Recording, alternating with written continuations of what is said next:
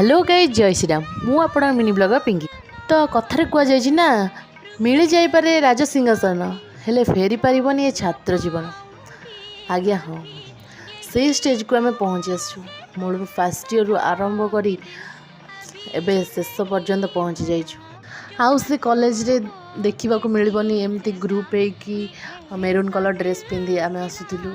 तो यहाँ more last college uniform look. तापर आमर ये 6 सेमिस्टर सर जाइए। आम ग्रुप है सब फोटो उठेलु। तो मैम को सहित भी फोटो उठेलु। तापर केक आनिलु, केक काटिलु, सेलिब्रेशन कलु। तो आपण मैंने वीडियो रे देखी पड़ते समस्त बहुत खुशी केक काटुं। हेले एटा सब ऊपर भितर बहुत मन दुख होता बहुत। तापर लास्ट टाइम पे आम एनसीएस पिला ग्रुप होना फोटो उठेदेलु। तो यहाँ आमर लास्ट फोटो थिला एनसीएस ग्रुप रो।